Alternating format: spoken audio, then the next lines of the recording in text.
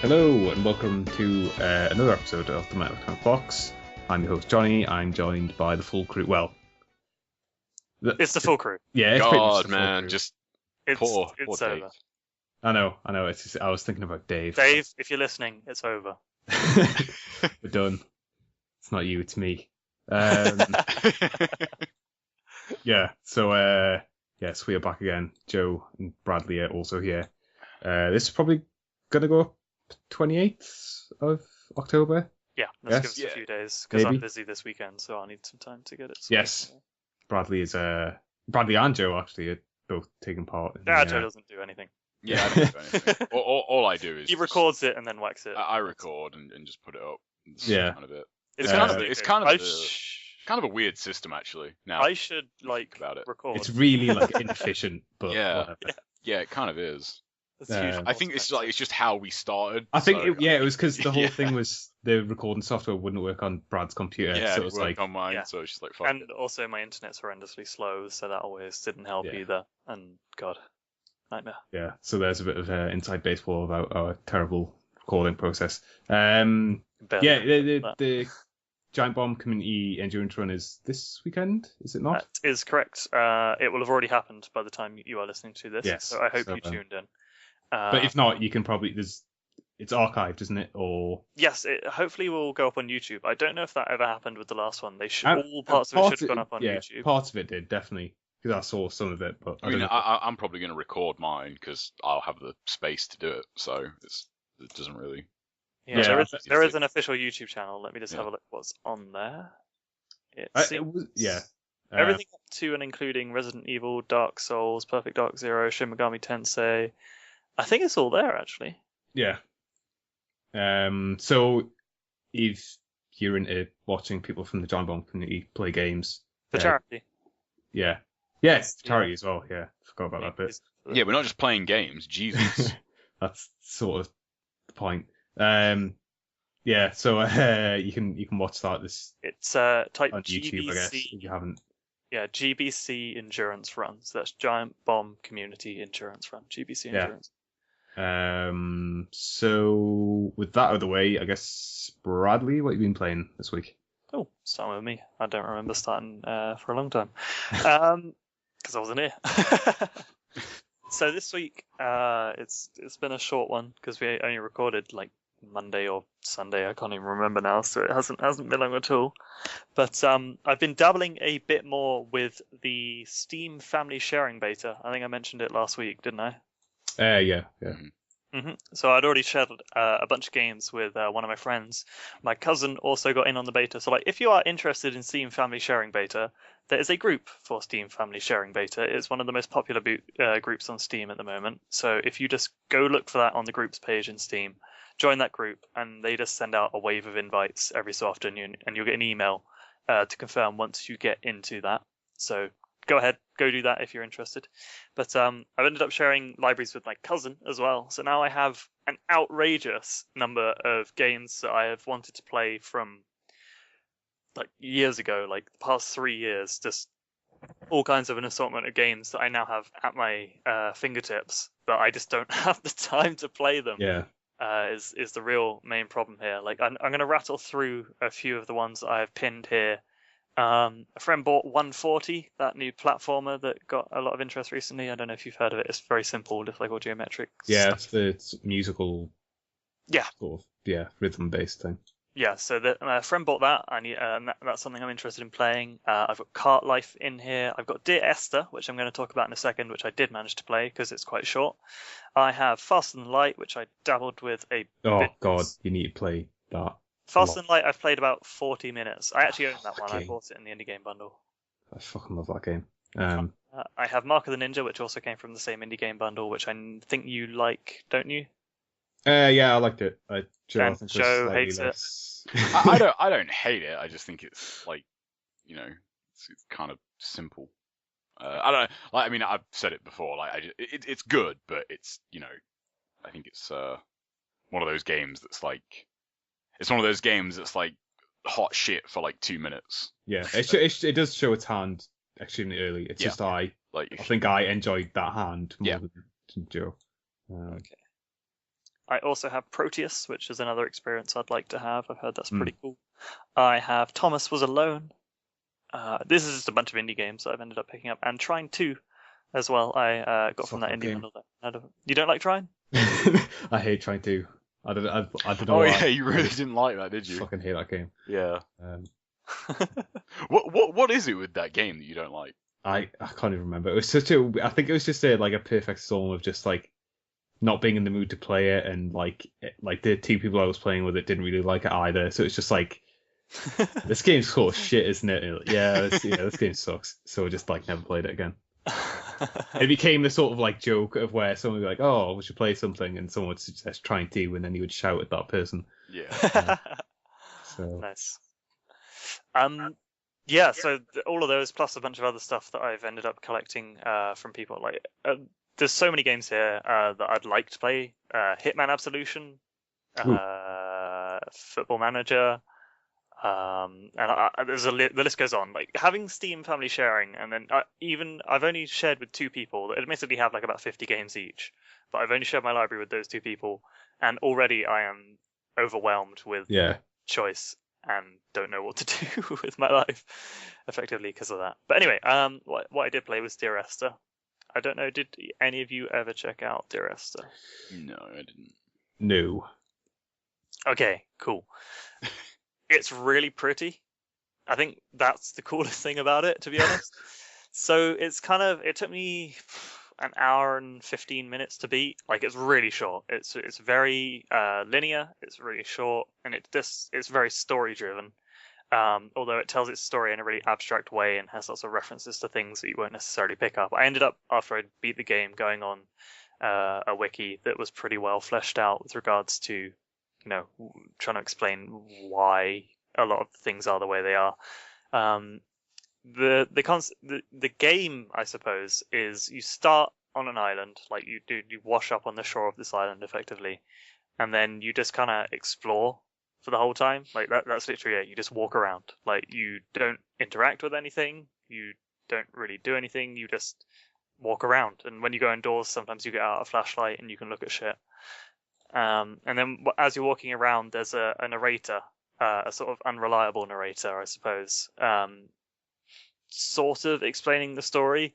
And I can't really talk about it because it's very much a, you have to experience it thing. But obviously there's a bigger meaning going on other than what the narrator is initially talking about. Like, the narrator's initially talking about like some people and some things, but he's clearly obviously hinting at some other event that has nothing to do with this island, although everything he talks about is couched in the history of this island and the sort of lore, I suppose, behind it, which is actually based on a real world book and real world people, which is kind of weird and stuff that I only really picked up by looking through the wiki.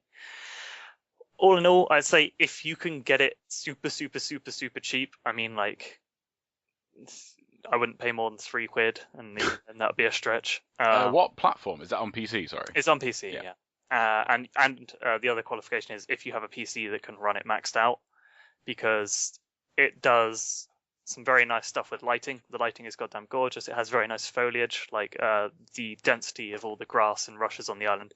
And additionally, I think one real draw to it is actually if you're British, because that game is set. It's very, I suppose, the island looks very. If you've ever been to somewhere like Cornwall or Devon or something, you will instantly relate to the island that the person's walking around. So it's that kind of chalky cliffside kind of thing. And it's very reminiscent of that. And also there are many references to, oh god, not Watford. There's a bunch of references to the M5 and a few other places in that game is very obviously made by British people and set strongly in Britain and based on some British history. So if you think that might be of interest to you, maybe check it out. That's like that. I don't know. That seems weirdly specific. Like, my impression of that game was that it was super like abstract. So like someone like referencing it's very much couched in a PM5. real world place. Huh. The island is, I think, a real world island. Oh, okay. Although it may not be created faithfully. It's very much terraformed to serve the purpose of the game design. The game does some interesting stuff as well, as the narrator is sort of reflecting on past events. it shows you visual imagery, like the island, the shape of, you know, a particular rock formation or like a crevice in the ground or something that you stumble across. The way the lighting affects is reminiscent of what the narrator is saying. Like as the narrator describes, you know, like sort of, I don't know, this is an example, but I don't think it actually happens in the game. Like, oh, you see blinding white light, you could be coming out of a cave, and you see the sun rising as you come out of the cave, kind of thing. It does that pretty well. And in particular, you go underground for a large section of the game, and there's a bunch of very wet textures and really sort of supernatural lighting, I suppose. And that is freaking gorgeous. Like my cousin, who I ended up borrowing the game off through this Steam family sharing thing, said it's the prettiest game like that he's ever played. And as I started it, I was like, oh no, this looks about as good as like a Battlefield or something. It looks pretty cool, but I mean, they're not really doing much else. And then when you get to the underground bit, you're like, okay, I see this. The art direction and the I don't know, just graphical prowess behind it is kind of impressive. So yeah, that's all I'm going to say about Dear Esther. Not going to talk about the story or anything unless you guys end up playing it someday and want to discuss it. But I don't think it's really a groundbreaking anything, to be honest. But it was interesting enough, and glad to have given it a go. Secondly, I beat Dark Souls. Oh, at last. Snap. Yeah. So how close were you to the end? Like. So last week I had 3 of the 4 bosses you need to defeat to fill the Lord Vessel. Right, yeah. To do. I'd only done one of them. I'd beat Gravelord Nito. I had to do 4 kings, the thing that looks like a tree. Bed of Chaos. And what's the other one? Oh God, I can't remember now. What the other one? Whatever the other boss is. Yeah. That you have to put into the Lord Vessel. And then obviously, because I'm on the PC, I had the Prepare to Die DLC as well. So I wanted to do all of those. That's another 4 bosses. And additionally, there's the final dude boss person that I needed to beat. So I ended up going and playing effectively that game co-op again, kind of like I did at the beginning when I got it on PC with my cousin. So basically just, you know, we would go human and then summon the other dude and then turn up and kind of just fucking wreck everything. I think in about 10 hours, we defeated all, 3 plus 4 plus 1, all 8 of those bosses in about 10 hours. So we fucking, like, power wrecked the end of that game, which was pretty awesome, just to kind of be going around decking those fools. I think as well, I spent a bit of time doing some upgrading and stuff. I got like a fully upgraded lightning weapon by the end. I got a fully upgraded fire weapon. I got a fully upgraded normal weapon. And I also ended up with this awesome... So you know when you defeat some of the bosses, they drop like souls that you can craft into cool weapons. Yeah. I ended up getting the Dragon Slayer Spear. Did you ever get that one? No, I'm mostly stuck with the sword you can make after you beat Quailag. Yes. Fire sword. Fury sword. Yeah, that's pretty useful. I think I might have ended up switching that out towards the end, but that was pretty much what I rolled with. Yeah, I like my stabby pokey weapons, so that spear had the most insane reach, and you stab it about 6 times on 1 stamina bar, considering I have like 42 endurance at this point. So I could like just stab the shit out of people with that, which is really good fun. Yeah, Dark Souls is awesome. I don't know how much more this is. You didn't do the DLC, did you? No. DLC is pretty cool, actually. There's this one dude you meet called Hawkeye Go, and or Goff. I don't know how you meant to pronounce it. Can't remember now. He does say it, but anyway, he's a giant. That you just meet, and he's like sitting at the top of a tower, like sharpening a blade on a stone or something. And you talk to him, and he's like, he's retired because he's blind. He's an archer, but he's like completely blind. And then at some point, this dragon, which is one of the bosses in the DLC, you stumble across. And if you go back to him and talk to him about the dragon, he's like, oh yeah, the dragon. Yeah, I know about that dragon. And is it bothering you? And he's like, all right, I'm going to come out of retirement for this one last thing. And then he gets up and fucking shoots an arrow the size of a house through the dragon. It's pretty awesome. And he's completely blind, so I have no idea how he did it. But it was cool. That was awesome. I really like Dark Souls. In fact, I'm really glad that I completed it now, because before now, I felt like wasn't interested in Dark Souls 2 because I felt bad for not having actually ever properly completed Dark Souls 1. Like, I felt like I'd got enough from Dark Souls, but yeah, I hadn't actually ever, properly done it. Yeah. Now that I've completed it fully and done everything, like there was literally nothing left to do. By the time I went and killed the final boss, I think by the time I went and killed the final boss, I hadn't died in the last 4 hours and had defeated like 3 or 4 bosses in a row without dying. Yeah. And I was just like, I'm done with this game. Like there's nothing really, like I could go poke around in a New Game Plus or something, but there's not really much point anymore. But now that I'm done with that, I can feel, I don't know, I just feel less bad about wanting to move on with Dark Souls 2, because I think having more content, from what I've seen of Dark Souls 2, it looks like quite similar to Dark Souls, to be honest about it. And that isn't a bad thing, because Dark Souls 1's freaking awesome. And more Dark Souls is definitely what I want right now. So I've come round and I'm now pretty stoked for Dark Souls 2. Yeah, I had a pretty similar feeling about Dark Souls 1 having not beat Demon Souls. Like, yeah, thinking what's the point in taking on like another one of these games when I couldn't even beat like Demon Souls? It's just going to end up the same sort of situation. And like, I can't even remember what it was that got me to buy Dark Souls, but yeah, I'm glad I did. I'm glad I sort of just, like, I haven't given up on Demon Souls. I might go back to it at some point, but I don't feel it's like some burden that I've got to complete it or something. It's like, it's there, but I don't know. I think I don't know. Demon Souls to me is harder than Dark Souls in a lot of ways. Some pretty fucked up ways, and I need to be in the right sort of state of mind to fucking like play that game. It's a hassle. But yeah, I'm glad you're excited about Dark Souls 2, like me. Yes, I'm definitely. And is that out this year? I believe it's early next year. It's like March or something. Yeah. And like it'll be interesting to be kind of reset back on the beginning of the game. Everyone's going to be kind of like new and fresh, hopefully. Yeah, that's what I'm really excited about, because I never really had that with Dark Souls or Demon Souls. So I had that on Xbox on Dark Souls. Like I picked that up right at the beginning and I played it for a while, and then I did have a few experiences with getting invaded and like actually like winning against the people that were trying to murder me and stuff like that, which is kind of cool. I still, with regards to Dark Souls 2, I kind of wish it had proper co-op, because I actually kind of prefer playing that game with someone there, and the fact that they've put the time restrictions and stuff on summonings is kind of, I'm not sure how that's going to be. Yeah. But I would like to mess around more with the kind of invading and that kind of stuff, because by the end of the game in Dark Souls 1, I was pretty into, summoning dudes and then having people come in and trying to fight them and that kind of stuff. Like the actual PvP aspect of it became way more interesting as I got better at the game.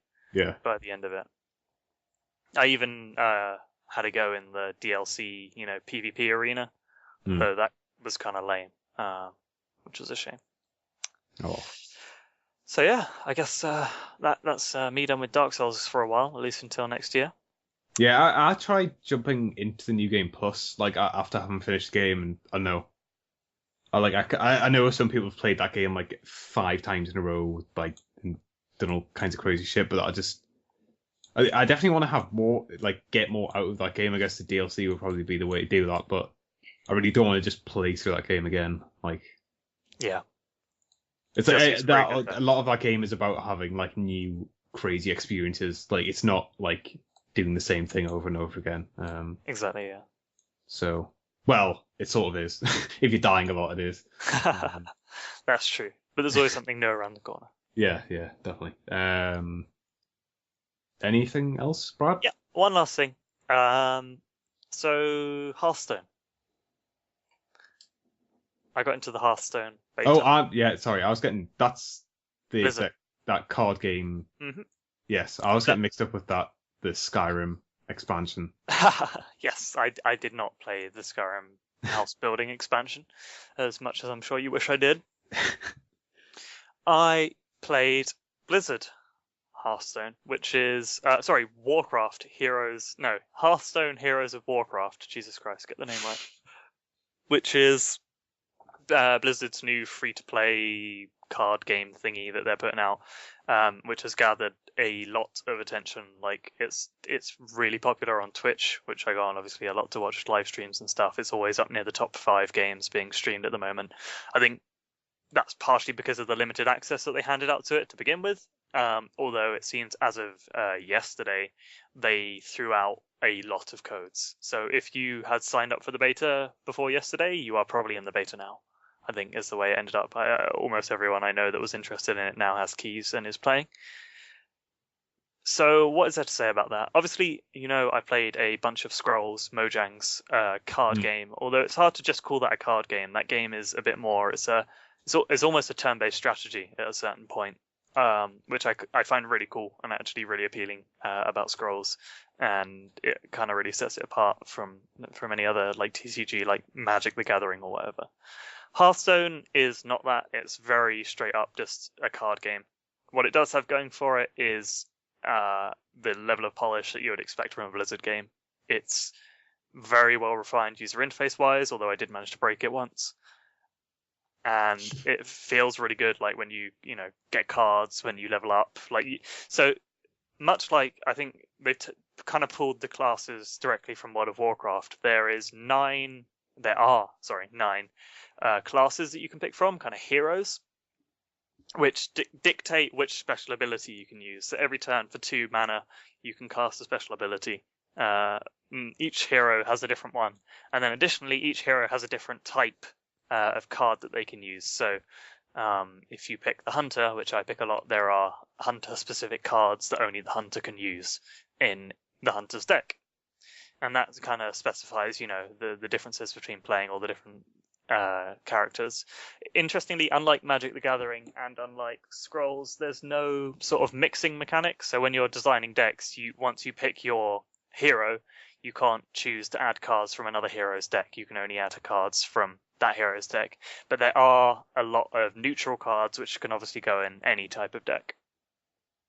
I've only played it very briefly. I played it long enough to unlock all the different classes yesterday, which was a few hours. What is nice is, again, talking about the polish aspect of it, Blizzard have rolled out a new launcher kind of thing that you can use to launch Diablo, StarCraft, Warcraft, and now Hearthstone as well, all from one little thingy, and it updates them all and manages them all. And it found all my StarCraft install and my Diablo install on my hard drive automatically for me. That's a nice slick piece of software, and it has all sort of the news and patch updates all in one place for all the games. So whenever you open it, it will keep all your games up to date and stuff, and that was quite neat. With regards to Hearthstone, the actual game, I'm not sure how I feel about it. I kind of like Scrolls more, to be honest. I think Scrolls is a more interesting game, what with the, being able to move units around on the board and having the lane aspect to it. But the problem is, barely anyone plays Scrolls, and barely anyone seems interested in playing Scrolls. Hearthstone, on the other hand, is a pretty good card game. I don't dislike it, I just don't find it as interesting and unique as Scrolls. But the fucking world and their wife are playing Hearthstone. So if I want to actually play a card game with people I know, I have to play Hearthstone. Yeah. So I guess I'll keep playing with it, because I've kind of been looking to play a card game for ages, a bit more regularly, without having to sink, crazy money in like you do if you want to play, Magic the Gathering in the real world. So Hearthstone seems a more harmless way of doing that. Yet despite that, Hearthstone also has the downside of being free to play, in the respect that you can buy packs of cards with real money if you want. So, you can still earn packs of cards in the game just by playing it. But the problem they've run into... So, you can pay money to get packs of cards, fair enough. But the problem they've run into there is they aren't able to offer trading, because they would need to distinguish whether the cards that you are trading were earned with real money or in-game money. And so there's literally zero trading system whatsoever, and there's no way to exchange in-game currency, which is kind of disappointing, again, compared to Scrolls, which has a fully featured, you can join a chat channel with people trading, you can list all the cards you want for sale, you can enter a proper trade window, you can either trade for in-game currency or for other cards directly.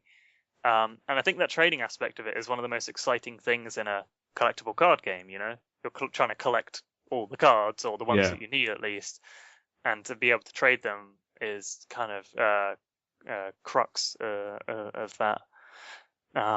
So in the future, they're gonna, I guess, try and find a way around that. For the time being, what you can do is if you have any cards you don't want, you can effectively grind them into dust, which you can then, if you collect enough dust by grinding enough cards, you can then use to create another card that you already have. So like if you only have one of them and you need two of them, I think cards max out at two, you can craft another one by destroying other cards. Cards do you have to destroy to be able to make? I think the conversion rate's something like you get 5 dust from destroying a normal card, and then it will cost like 40 dust to craft a normal card. Is that something you've ever done, or is it just not worthwhile? Not yet. I don't have any like spare cards, if you know what I mean. Yeah. Like, if I ever got more than 2 of one card, I'd probably grind it because there's no point. There's no like you can only have a maximum of 2 in a deck, and a card can be in multiple decks at the same time. So there's no reason to not shaft any extra cards you get. Yeah, I mean, I imagine like having a trading system would probably pretty seriously eat into like the free to play microtransaction-y stuff. So exactly, yeah, and that's why they haven't done it. And I think in the future, obviously they're looking for ways to get around that. And also the microtransaction stuff they have in at the moment is very basic because it's still a beta, and it's going to get wiped eventually. So at the moment, there's only one type of pack you can get. It's called I can't remember what it's called. There's only one type of pack you can get, and you can either buy one of those for like 100 in-game gold, which you can earn by playing games, or you can put money in to buy multiples of like 2, 3, 4, and 5, and then you get discounts. But it's all the same rarity. Like all those packs have the exact same chance of getting a rare or anything else. I assume in the future they'll mix it up a bit so that you can buy money only packs that have a higher chance of rares and shit like that, which is all stuff that I'm not really interested in. Yeah. But yeah, I'll probably keep playing it only because I have friends who are interested in it. Also, I've whooped everyone's ass that I've played so far, or at least out of all my friends. Apparently, playing Scrolls has taught me the way of card games. I now don't suck at them completely. Yeah. So why do you think like this is far more popular than Scrolls? Do you think it's simply just Blizzard? Like, yeah. I think 1 Blizzard, 2 free. Those are the 2. Oh right, Scrolls is. Okay. Scrolls is like 15 quid. Oh, okay. Oh, I mean it's not. I suppose that it's not super expensive, but like when your choice is free and made by Blizzard, so you think of the number of people who love the Warcraft universe and they've set it in that. So it has loads of callbacks to those kind of people who've spent hundreds of hours in World of Warcraft, and they can just go, oh, I recognize this character. Like, none of that shit means anything to me. I look at those and I go, all of these character designs fucking suck. I hate every single picture on every single card I have. The gameplay's alright. I don't know. I guess there's also there's not really that like crossover between people who play Minecraft and people who want to play card games. I guess like. I mean that's not. Yeah.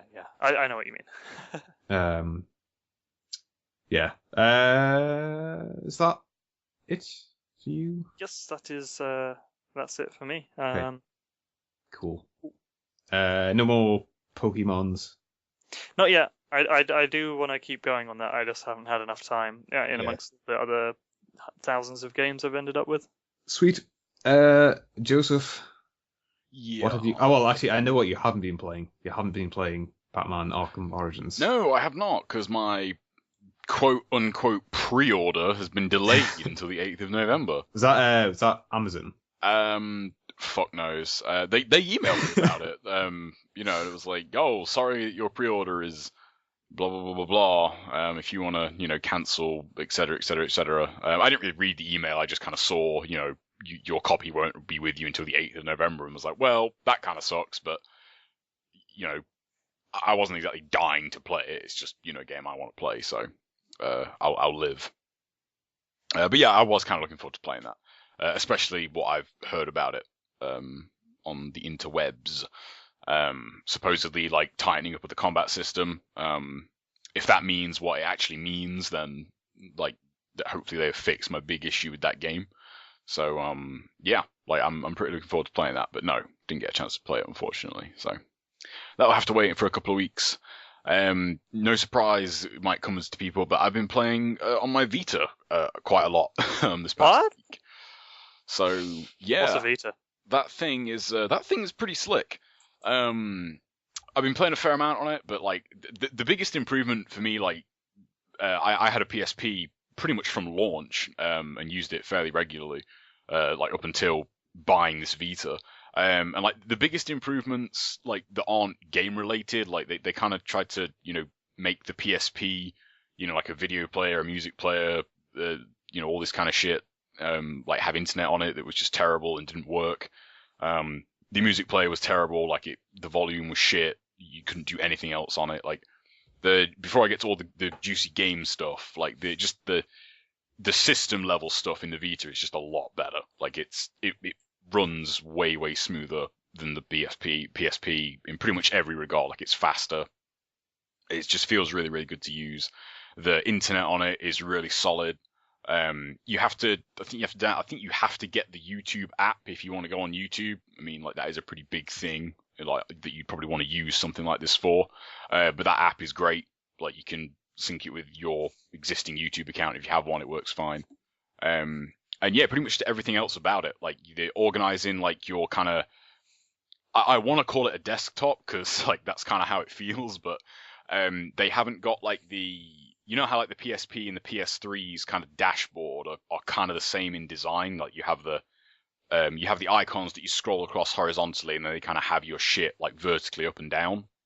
The XMB thing. Yeah, whatever you call it. I just call it a dashboard. But yeah, on the Vita, they've kind of done away with that. It's like the button icons. I don't know if you've ever seen the Vita like dashboard. Yeah. It's like bubbles. Yeah, they have like the bubbles, and they're like really cool. You can like create folders on that. You can it goes across like 3 separate screens. I think you might be able to add more. It's just at the moment all I need is 3 screens. You can create folders on it, so you can kind of organize your shit really quickly.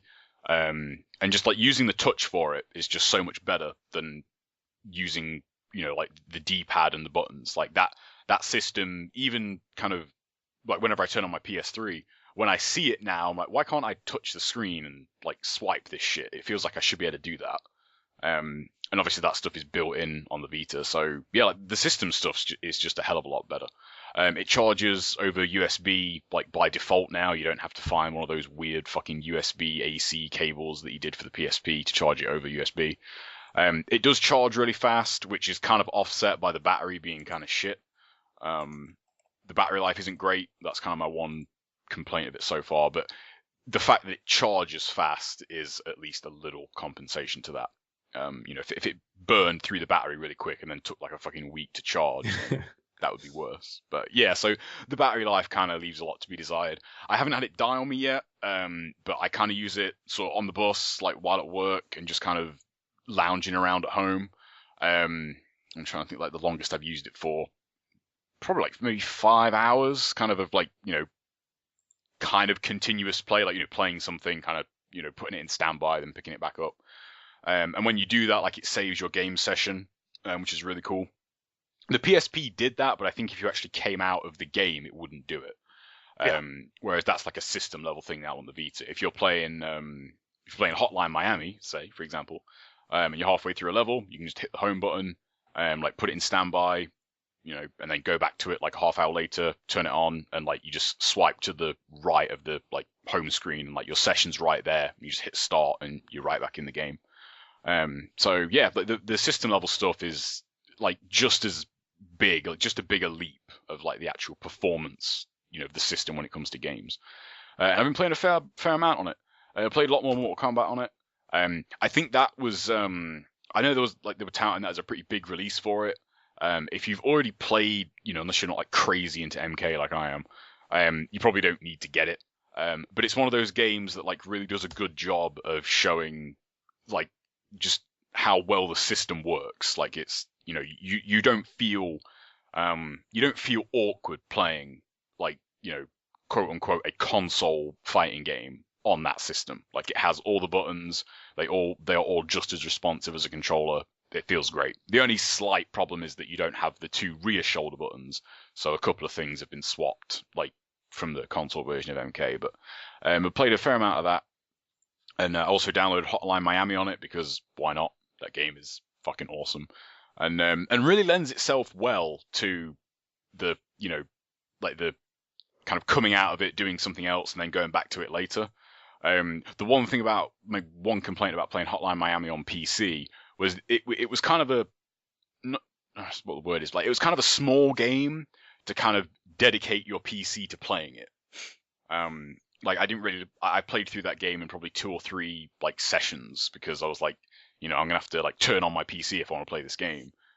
Having that kind of game on the Vita is like, yeah, I'll just pop this in, play a level, like do something else, go back to it later. Like what I was kind of ended up doing was like playing one level in the morning on the bus, and then on the way home playing another level, and then like playing something else or something like that. So yeah, that game really is great on the Vita, and it doesn't really, I can't really notice any casualties so far putting it on that system. I can't really remember how it played on the PC. I think you could use a controller on PC, couldn't you? Yeah, I believe so. I think you could, yeah. And yeah, it works really well. It works great on the system. The controls feel really good. And like the load times seem probably on par with the PC, so like it hasn't really suffered there either. The game I've been playing the most is without doubt Super Frog HD. Wait, what? Wait. Let me guess what that game is. You can guess. Go ahead. Is it Frogger? No, get the fuck out of here. The game's. Oh. I'm not interested anymore. It's basically, it's an old game. Like there's probably, I don't think you guys have ever heard of it until I mentioned it last week. Had you? Nope. No, I don't think so. It's a pretty old game. But it's a great remake. It's a full-on remake of the original game. You have all the original levels included, but they have actually made like full-on a full set of new levels for every single world. And of course it's all lovely in HD and looks cool. And he moves his legs now because this game is old. So in the other game, it's like a Flash game. Yeah, his legs just kind of he just had like a green stick as his legs.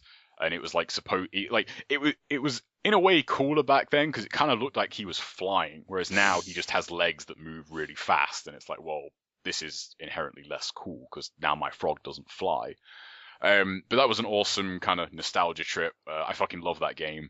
It is kind of just a blatant Sonic ripoff. Instead of golden rings, it's golden coins. You have a cape, which is cool. You have a cape. And all cool heroes have capes. Like Mario. He doesn't. Oh have a wait, cape. They took the cape out. Therefore, he's not cool. Therefore, Mario is no longer cool. No, you think of all the cool superheroes. Batman, he has a cape. Superman, he has a cape. I can't think of any more superheroes that have capes. Sucks. Superman's awesome, man. Superman is cool. Superman's lame. You're lame. But you wouldn't say that to his face. He'd like laser vision you. Yeah, well. Or he'd freeze breath you and then laser vision you, so you'd melt and you'd just be water. You'd be like, oh man. He wouldn't do that to a civilian. Well, no, he wouldn't because he's a pussy, but he's still cool. But yeah, what else did I play? It's actually downstairs. I don't have my Vita with me, or I'd check it more. I played the Super Stardust game that's on it, Super Stardust Delta, which is it's kind of weird. I remember when I went to that like Vita event, that was the game that impressed me the most, just because of like visually it has a lot going on. And it's the game that kind of really reinforces like PSP really did need a fucking second analog stick on it, because then you could have dual joystick shooters on it. So and I love me some dual joystick shooters, which you may know. Yes. I need to get Geometry Wars on that thing because dude, that'd be amazing. But yeah, that's kind of just a shrunken down. Did Geometry Wars ever come to the PS3?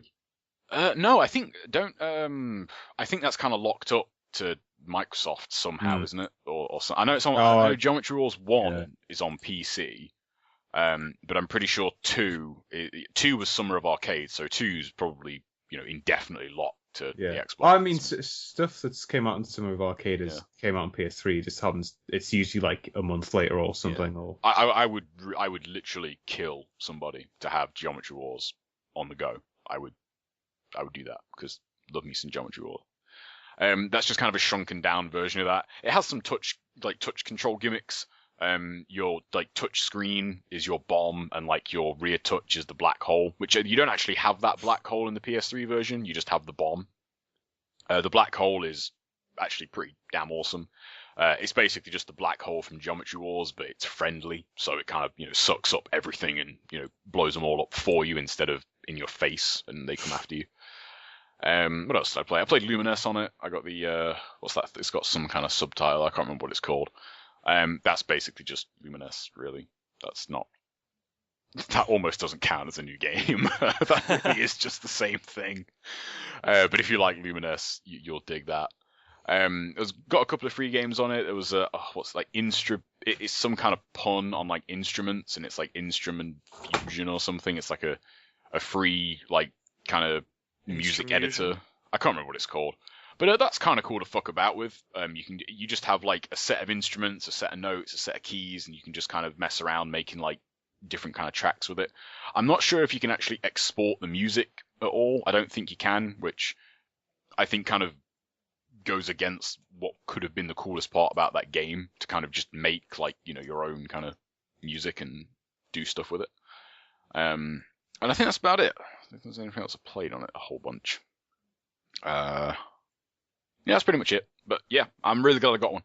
It's one of those. It's like I remember saying it last week. Like I was really kind of on the fence whether to get one, but now that I have one, I'm like, yeah, this is fucking awesome.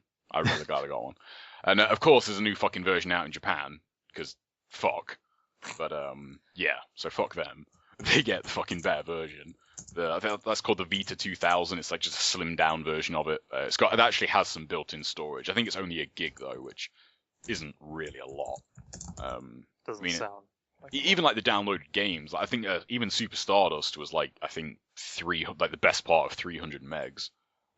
So on a gigabyte memory stick, like that's not a lot. So, and if you even think about downloading, like some of the console ports, I imagine they just take up an entire fucking memory stick. But yeah, that's pretty much it for the Vita. It's a good little machine. It's pretty damn capable. It's a thing.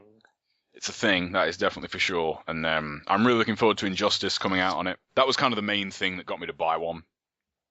Because I really want to, I don't want to have to spend time at home learning new shit in that game, learning new characters. So I can just kind of pop in, like Batman on the bus or something, and see what he's all about. And it's kind of like a portable training thing for Injustice. Like as soon as I play somebody that beats me bad with a character I don't know, it's like, right, tomorrow on the bus, I'm gonna fucking learn that character and see what's going on. So, but yeah, I'm really glad I got one. It's a nice piece of kit, and I'm really glad that the secondary stuff is a lot more viable this time. The only thing that is kind of annoying about that is when you have I'm not sure if it's a thing of the 3G model as having a 3G model as well, but whenever you are near a Wi-Fi network, it will always bring up the kind of interface to connect to any fucking Wi-Fi network it finds, and I don't know if there's a way to turn that off because it's really fucking annoying. You're on the bus, going past people's houses, and it's like, yo, this guy hasn't protected his internet. And it's like, well, I don't care. In 2 minutes, I'm not gonna be near his house anymore, so I can't steal it. That's weird. But yeah, that's just something that can be kind of irritating, using it on the go, because you're naturally going to be going past, Wi-Fi networks. So yeah, there must be some way of turning. There probably is. I haven't even Wi-Fi. read the instructions yet, so it's kind of my fault. Yeah. I have no one else to blame for that other than myself. So yeah, I hope there's a way to turn that off. But yeah, it's good. It's a nice little machine. Anything other than Vita stuff, or? No, I played fuck all. I played Injustice, but I'm playing it all the time, so that's pretty much it. Sweet. I guess that just leaves me. I finished a couple of games this week. I finished. So did I. Yes. I finished Metro Last Light. Oh damn you! I need to finish that. Yeah. I'm not sure about that ending. Well, I'm sort of not sure about it because I sort of lost the plot on the story. Like I mentioned last week, I was beginning to think I don't actually know why I'm going to these places. Yeah, I don't know. Maybe I need to play it again and actually start listening. I kind of had that problem. That's kind of why I haven't gone back to it. The story definitely lost me. Yeah. There's definitely some interesting stuff just from a sort of thematic point of view in the end of that game. the pretty interesting sort of weird trippy sequence towards the end, which is pretty cool. But yeah, that game that is a good sequel to Metro 2033. I've pretty much said. And I think like the atmosphere in it goes a long way. Like, Yeah, I mean, I think that like the story in it's good, and I like the characters in it, but the it's the world it creates. It's just, you know, it's just so much fun to be in that world and go around. Like the very last mission of that game is actually pretty well executed. It's like it's this thing that a lot of games try to do. Yeah. I don't want to really spoil it if you haven't played it yet. But like I think not very many of them execute on it in a interesting or exciting way, and I think Metro actually does that pretty well. Yeah, so I finished that. I also finished Dragon's Dogma. Well, finished the story. I probably haven't finished actually playing it. That ending is weird. What is it with games and endings? They can't do them? Like, very rarely. Very, very rarely, it seems. I don't know. Like that was the thing that before I played it, everyone was talking about, and I can see why, but it's not maybe as like crazy as everyone was. Like it's not like I'd now suddenly like love that game like unabashedly. Like I don't know. It's interesting, but it's not like crazy. Well, it's crazy, but it's not that crazy, if you know what I mean. It's just sort of, I think the reason people were freaking out about the ending is that like that game has like very little story at all, like even less than like something like Dark Souls, up until like the last like 2 hours. It's like after the credits the story starts. It's like sort of weird. Also wish stuff like games and movies would stop doing stuff after the credits. Like, yeah, I don't like that gimmick at all. It's like I think it's credits okay, is when the movie is ended in my it's just, I think game. It's just been overused. It's got to the point where you like no matter what fucking film or game you finish, it's like, okay, is there going to be something after the credits? Stick around because maybe something will happen. Yeah, I mean, I am a person who watches game credits. Not because I expect something to be afterwards, but because I feel obliged to. I used to. I used to, but then game credits these days, I think they're just really long. Some of them got pretty egregious with like thanking people who probably don't even know what the game is. It's like the QA tester from, or just like someone who's completely like unrelated to the actual development of the game. Just like, I don't really think this person would have been bothered if they weren't in the credits of this game. The credits on Rayman Origins were ridiculous. Yeah, but that's because they scrolled at like one person every half an hour. They were sort of like, they went really slow. They were allowed because like you could jump around and do dumb stuff while the credits were playing, which was actually made them bearable. But like, you know, if it's just a text scroll and there's nothing going on, it's sort of a bit boring. Anyway, Dragon's Dogma is pretty cool. I'm glad I played it because like my impression coming off the demo whenever that came out was that game was sort of bad, but no, it's interesting. I think people who like Dark Souls will probably get something out of this game, just because it's got a quite similar tone. I haven't played the DLC stuff that comes with Dark Arisen. There's like some island that is apparently like the hardest thing in the game, so that'll be fun to die on a lot. But yeah, Dragon's Dogma, that's a thing. The only other thing I played, I guess played in sort of quotes, is Rocksmith 2014, the new Rocksmith game. So for those of you who don't know, Rocksmith is I don't want to say it's a rhythm game. It's more not a game. Yeah, it's more of like a guitar practice teaching tool thing. So you can like plug in a real guitar into your console or PC of choice through a USB cable thing, which connects to your guitar's like amp. socket, and you can play songs. I think it's like 50 songs in 2014, and at least half of them are songs I'd want to play, which is a pretty decent ratio. Started finding in like towards like when I was losing interest in like Guitar Hero, like it was increasingly becoming like there's like 10 songs on this like 80 track set list that I actually want to play. So it's nice to see a decent amount of songs that I like own or actually enjoy playing. There's some stuff on there that just I don't want to have to play through, but that's they can't. Not every song can be amazing, I guess, or at least to my tastes. So I guess let's maybe start with like what my background is in playing the guitar for people who are interested in this. I've been playing for about 5 years now. So I'm not a beginner by any means. But I'm not the next Jimi Hendrix, unfortunately. Are you sure? I'm fairly sure. I'll give it like a couple more years just to make sure. just check, because you don't want to get that wrong. Yeah. So it's weird. Like there's songs on the track list that I've like played before and sort of are reasonably familiar and comfortable with. And like I was like playing pretty badly on them. Just because it's sort of hard to get used to the way that Rocksmith, like the way the sort of the notes show up on screen is weird and not like anything that I'm sort of used to. I mean, showing like 21 frets, like 6 strings is going to be hard, whichever way you do it.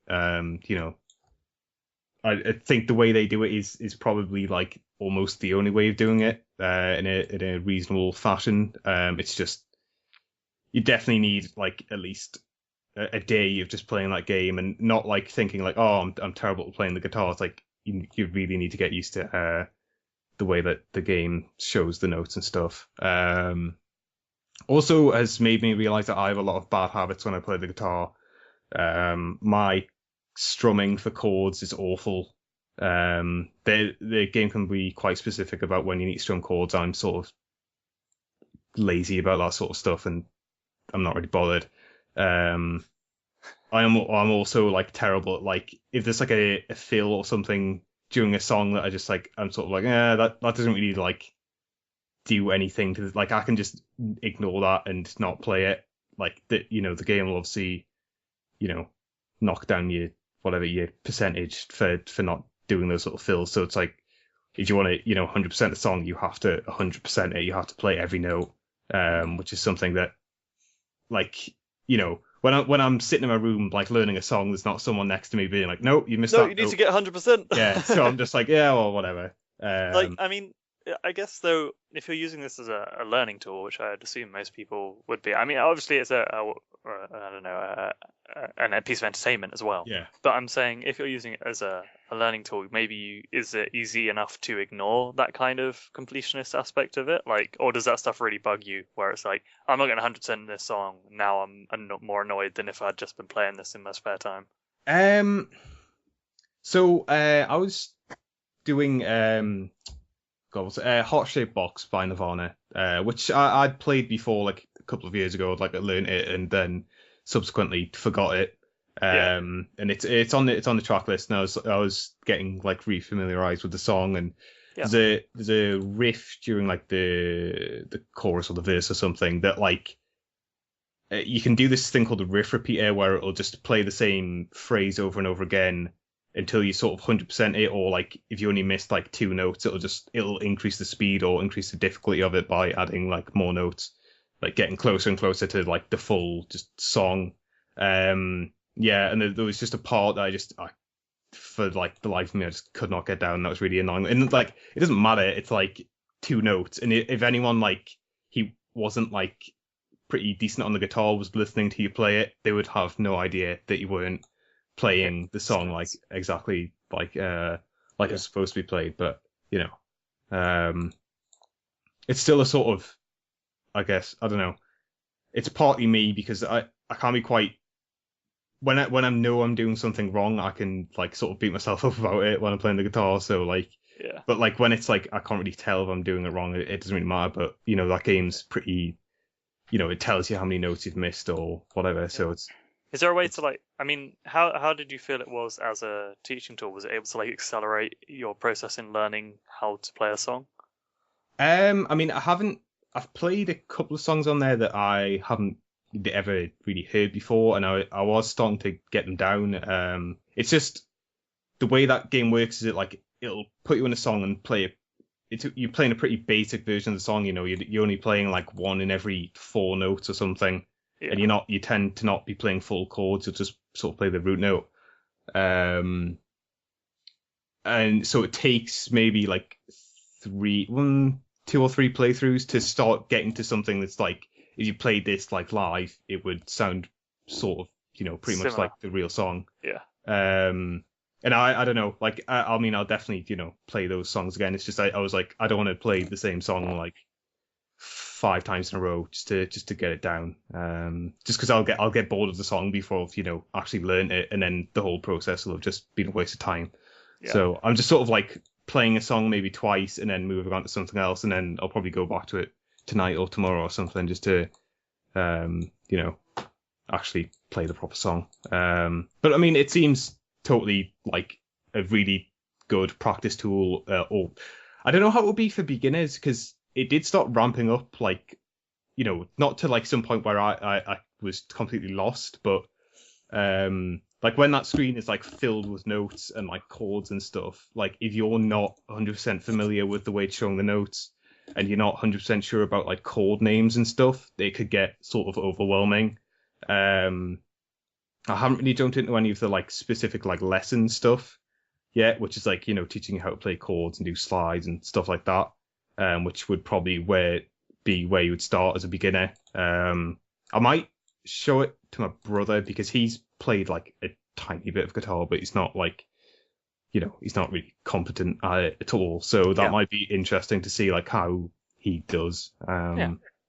And he's played like Guitar Hero and stuff, so it'll be interesting to see what he thinks of the way they show the notes, because it's sort of similar, but I don't know, it's sort of weird. But yeah, that Rocksmith it's really cool, I guess, if you've got a guitar.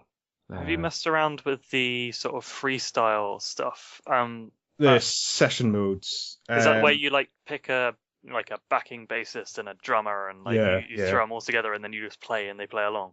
I haven't played that yet. I really should, because like I like at least 75% of my time playing on the guitar isn't playing songs. It's just like randomly messing around. So that should be something I'd enjoy. I'll definitely get into that. I played with a bit of the like Guitarcade, which is a really dumb name, which is sort of the like put lessons into like games, I guess.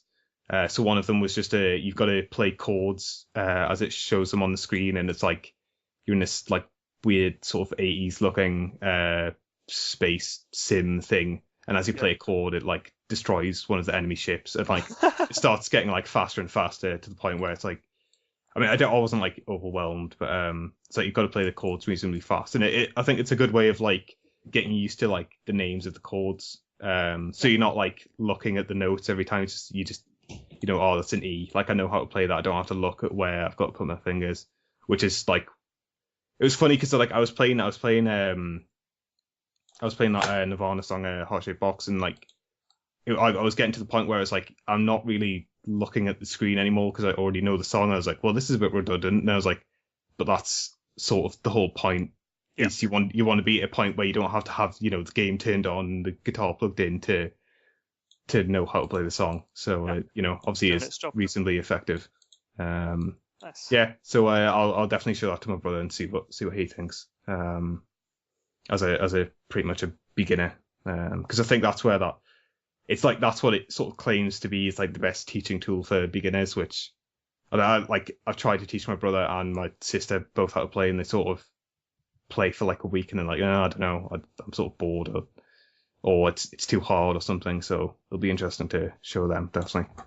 Other than that though, that's it. I downloaded Remember Me, which is on PlayStation Plus this month. Oh, I wanted to try that. Yeah, that's awesome that that's on PlayStation Plus. Like, because that came out like 3 months ago. Or Yeah, something. it also tanked. So Yeah, it didn't do very well, but I've heard mixed things, which is yeah, I have. I've heard always that's is. kind of why I want to play it. Yeah.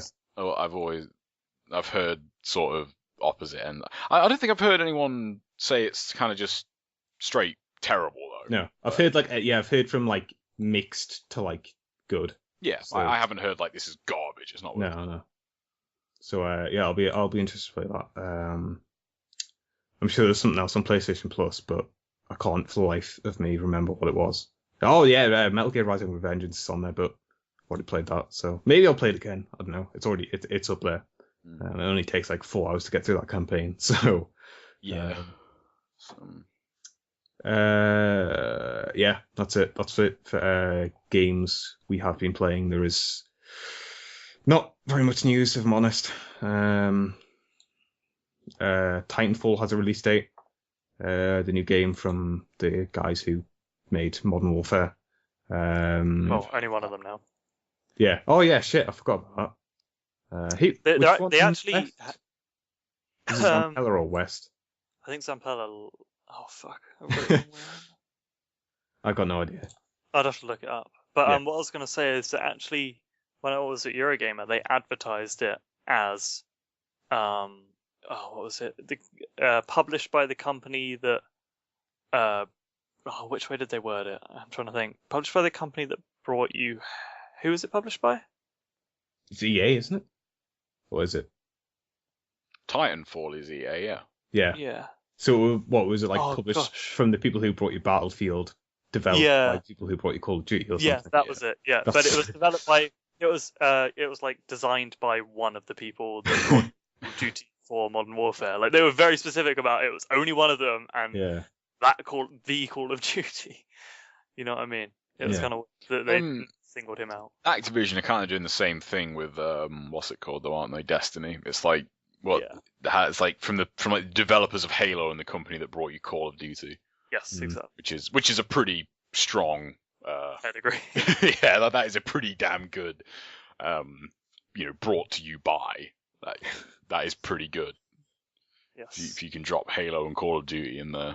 Same Yeah. sentence. So yeah, Titanfall is coming out March 11th next year. So that's a while, I guess. I'll be shooting dudes in my mech. Yeah. Is it? The I'm new not sure if consoles that's- will have been out like 5 months by then. Is it coming out PC and Xbox One at the same time? I fucking hope so. Yeah. Yeah, I mean, I doubt I'll be getting an Xbox One anytime soon, so if there's any chance of that coming to the PS4, that would be nice, but I don't know if that's a thing. Are you guys hyped for that? For Titanfall or? Titanfall or Destiny? Yeah, I mean, Destiny looks cool. Titanfall also looked pretty cool at E3, but yeah, it's just a bummer it's not coming to PS4 at all. Well, as far as I know. Yeah, so that happened. Ellen Page, star of Beyond Two Souls and also movies, is possibly suing Sony. Oh dear, why is that? Well, Sony Computer Entertainment, whatever their games division is called.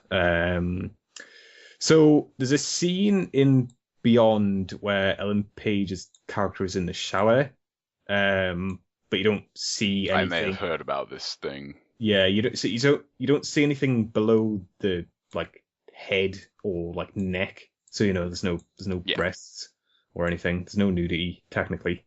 And Ellen Page has a fairly strict no nudity stuff in her movies, so I guess that also goes for games as well. But someone managed to get a debug version of Beyond, I believe, and move the camera around during that scene, and there is a I've heard. shall we about say this. fully detailed body model. So I've heard about this before. Someone mentioned it on a forum.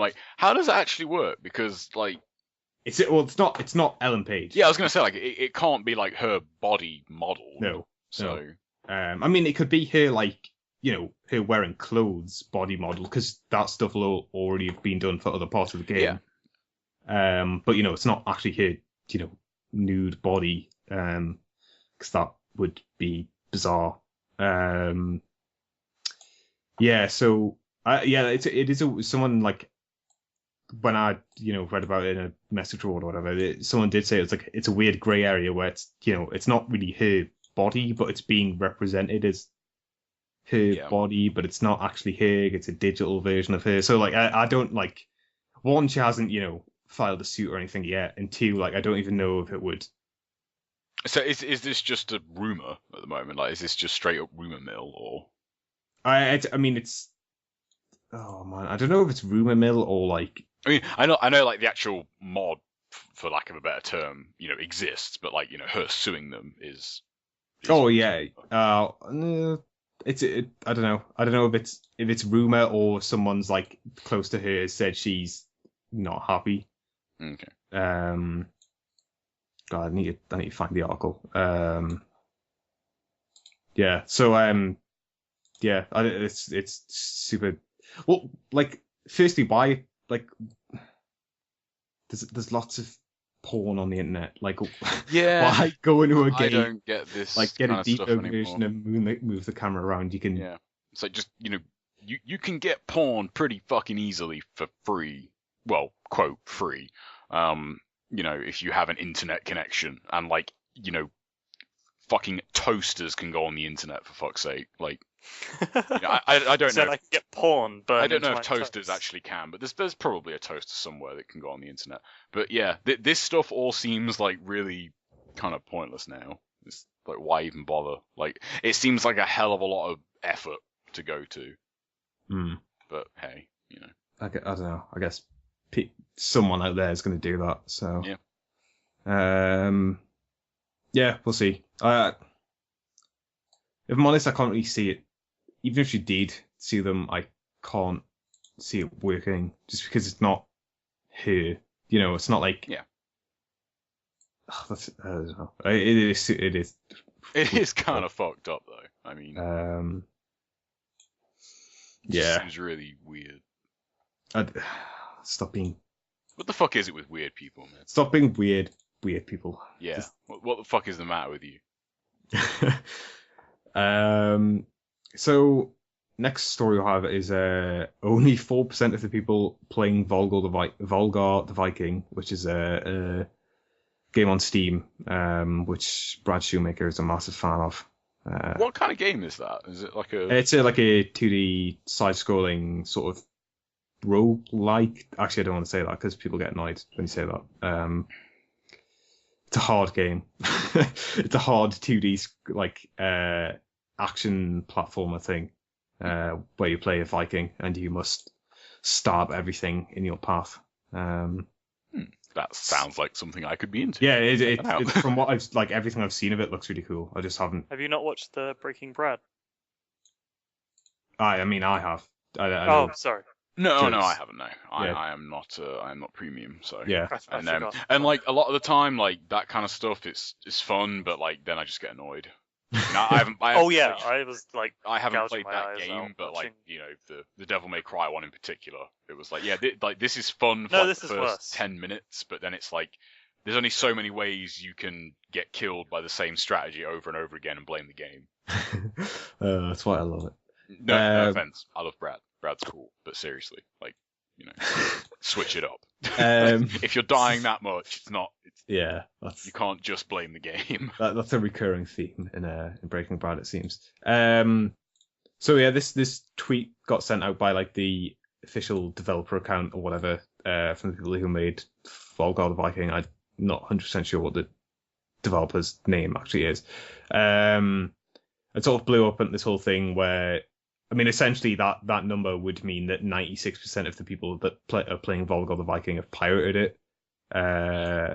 Is there like any sort of sales numbers out for it? Like, like can this be like a figure like of how many? Not as far as I know. I mean, I think it was Kotaku picked it up as an actual news story, and then one of the developers went on NeoGAF to basically say that like he sort of wishes that tweet hadn't happened. It was one of the other guys who tweeted it.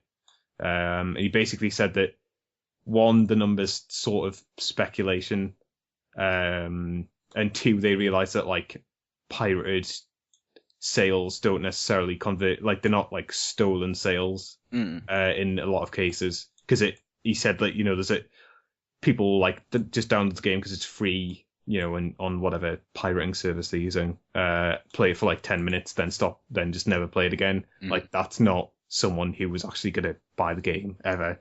So it's actually quite a small percentage of people who pirate the game who otherwise would have bought it if they couldn't have pirated it.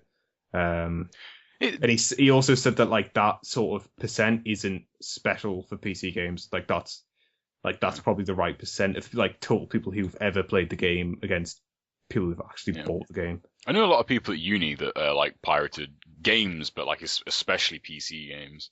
Yeah. And I think like with Steam and like sales and seasonal stuff, like I don't know, it's like the price excuse doesn't really feel that much of an excuse. Yeah, I mean that game's only like 10 quid on Steam. It's not. Yeah, it's I mean, I don't think that's much of an excuse anyway. Like, if you really, really, really want to play a game, just fucking wait. Just wait for it to get cheap. Like, every game gets cheap eventually.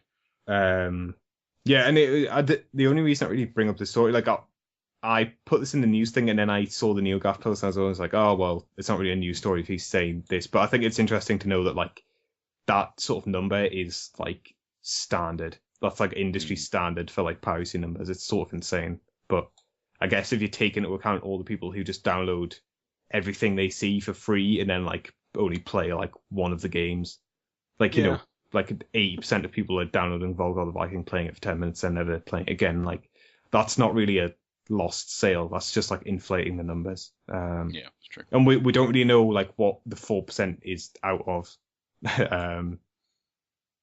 Like it could be 4% of like 10 million. I mean, I don't think it is, but it could be some wild number. But what else have got? I got a question. I don't know if either of you guys know this. Like pirating PC games and that kind of shit on Steam. Like it's something I like know absolutely nothing about it. How does that sort of stuff work with like the hooks of Steam? Because like to have a Steam account you need like a verified email address, like a card or some shit, like if you ever buy anything on it. So like do people would someone have an account like solely for like the games they don't pay for, like the games they download? I don't know. I mean, the thing with Volgar was that it's DRM free, so that's obviously why made it a slightly bigger target. But there's definitely stuff that isn't DRM free that's still. I don't get it. Cracked. It's like, as I said, like now it seems like more effort. It seems like it's easier to just fucking buy the goddamn game. I mean, it's funny actually because in the thread where I saw this story, someone posted an article which was about the Humble Bundle and like people still pirating that, even though it's DRM free. It's like pay what you want, and people, it was still like a quarter of people pirated it. And the guy who runs the Humble Bundle, or is part of the company that does the Humble Bundle, was saying that like one of the main reasons is there's a lot of countries where like stuff like PayPal or a lot of the services that you'd use to pay for games, it just don't work in certain countries, and it's like literally the only way to get this game is to pirate it. That sucks. I mean I imagine that excuse is probably overused sometimes, but like when that is kind of a legitimate reason like that.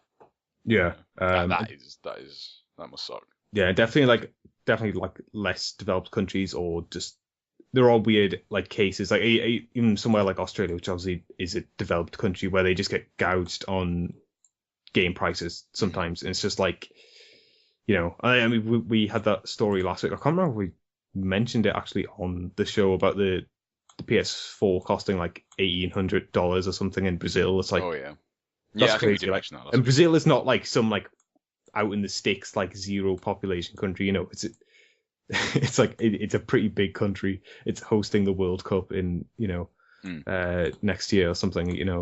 It's just it sucks that like, there are like a percentage of people that just get fucked over in terms of games. But I mean, I don't want to say it's an excuse for piracy, but it does suck when there's literally no way to get like. People always make their excuses for piracy. Yeah. Like even on I know it's been a while since I've seen a thread about it, but like whenever a thread kind of pops up on Giant Bomb about piracy, there's always like a handful of people that like always kind of try to justify. Oh yeah, I mean, there's definitely people in the thread where I saw this story trying to defend piracy. Yeah, and it's like no, like if you're gonna, it's almost more honourable to just admit that you're being a dick, kind of, than just yeah, like oh no, I'm actually doing good here. It's like no, not really. Like sorry to shatter that illusion, but no, yeah, you're not. So yeah, there's that. Let's see. The PS4 will have a day one firmware update, which will include a bunch of features. I just thought that, yeah, and it's out in like a month. That's kind of crazy. Yeah. PlayStation 4 will be in stores in like 4 weeks' time. Did you know you can buy a controller now? Who would do that? Yeah. Apparently, a lot of people on to be honest, have. That's exactly. Also, it plugs into a PC. So... Yeah, I'd probably do that. I'll probably go buy one after this podcast. That's exactly the kind of thing I would do. I double check it's available in the UK, but it's definitely available in America as of now. There's no street date on them, and apparently there's going to be no street date on games either. So you'll be able to buy games as soon as they come into stock in stores. Huh? Seriously? Yeah. What, you mean just like anything. just across the whole like forever, or like? What do you mean forever? I mean the games will be on sale like the launch games, not like the. I thought you meant like for the whole of the PlayStation 4's lifespan, it was just going to be like as soon as this game is in stock, it's out. Oh no! Like that would be insane. Okay, so PlayStation blog ran the story about the update, and the update will unlock remote play with Vita, second screen experiences on other devices, so iPhones, iPads, whatever other weird Android tablet use, recording and streaming functionality, play games as they download, multiple user login, voice chat, face recognition with voice commands, background music player, online multiplayer, and the ability to play Blu-rays and DVD movies. So if you don't download the update, your PS4 is useless. I love. Well, almost. Like, that list starts off with a bunch of like really like not that important shit. Yeah. And then all of a sudden it's like online multiplayer. The ability play Blu-rays to switch the DVDs. PS4 on. You actually download like a controls. power button. Like a dude comes to your house with the power button. He's like, "Yo, install this." That's what it is. But yeah, Need the firmware for your power button. Yeah, otherwise it Doesn't don't help work. the console. Yeah, the more I hear about this kind of shit, it's like the thing that is like my impulse would have got the better of me by now if like stuff like this didn't keep kind of coming out. Like, oh, it's gonna have to be online for this and this and this and this and this, and I don't really have a problem with that, but until all that stuff is like set up and sorted, like I don't really want to fuck with it. Do you want to know what I think this is? Why, Brad? Tell us why. No, sorry. Like the list. Looking at the list of things that do. Oh, right. Yeah. If you have a PS4 right now, it seems to be targeted at stopping people from like getting a hold of PS4s before they're out. Because like having all of that shit missing, like as you said, makes this thing nearly a useless brick. At which point, like that kind of disincentivizes, busting into a van to steal a bunch of PS4s on delivery, or somehow trying to acquire these or selling them on eBay for £500. Yeah, I was thinking that. Yeah, like the eBay thing probably won't happen with this. Because what are you going to do with it if you get it a week before it comes out? Like, well, it will still play. I can't remember if I've missed it in the list. It'll still play games. It will still play games. That's if you can get hold of the games as well. Well, yeah, I mean, if the online stuff is working, at least maybe you could download something. I don't know, but at the moment, it's going to do jack shit. It'll just sit there and it'll just look pretty. Look like a cool black box until everyone else gets their PS4. But yeah, that's all I'm thinking. That just seems like maybe that. It could be, because I mean, like I remember with the PS3 and 360, like the eBay stuff especially did kind of get out of hand. Like there was like 360s and PS3s going for like thousands on eBay. Yeah, like which is pretty fucking ridiculous. PS3 was expensive enough, like for one. That thing didn't need to be more expensive. But like the thought of paying like $1,000 for a 360 is. Yeah, that's sort of insane. Do you guys know anyone that's gonna like do queuing up for like midnight launches or anything like that, or is anyone you know getting it just like pre-ordered it online and just getting it delivered? I might queue for a midnight launch and then not buy one. If I do get one, I'll definitely. I wish I had the money to just like buy one and then either destroy it or just give it away to someone. Like buy the last one and then if you're like, I don't really want this. Just scalp it to the first person that doesn't get one. Just like, and that's where the queue cuts off. I've got one. I've got one. 600 quid. Do you want to buy it? And bidding is now open for my PS4. You'd probably just get mugged, to be honest. Like, if that happened. Yeah, you're right. You probably. That's the main thing that kind of puts me off midnight launches now, especially seeing as like, you know, my area where those shops are is not great. So I mean, I heard stories about that sort of thing happening with like GTA. So wow, really? Yeah, I think it was in London. So goddamn, take that as you will. But people getting stabbed and stuff over GTA. It's just the game doesn't cost that much. Like Jesus Christ. And it's GTA. It's terrible. Ooh. Yeah, I would love to like go to a midnight launch at like Game or something. Like I haven't been to one for a while. Get first in the queue and then buy like a Wii U or something. You probably would be first in the queue because you'd be the only one in the queue. Or like go to like Sainsbury's or something, and then get like a sandwich instead of buying a PS4. Queue up all the time, just go and buy a sandwich. Yeah. Yeah. So I guess the last midnight launch you guys went to. That's got me thinking. I'm trying to remember the last one I went to. I've never been to. Really? Not even for a game? Nope. Wow. You guys suck. I'm trying to remember. I think it was Gears 3. I think that was my last one. I think Gears 3 was it. So I was Halo 4. I almost went to Gears 3, but I did. That one was fucking insane when I went to Gears 3. Like that was like because I think I went for the one for Gears 2 as well, and there was probably like maybe off the top of my head maybe a couple of dozen people for Gears 2. Maybe 30. Like, you know, the queue fit inside the shop basically. It wasn't huge. But for Gears 3, like, the queue went around the fucking street. It was insane. I got there at, like, 11:15, and I think there was still, like, a good 10, 15 people in front of me. Yeah, I don't know. I've never really been... I don't really see the point. I probably wouldn't do it now, because, I mean, like, I'm in, like, between work and all that shit, all that fun stuff, like...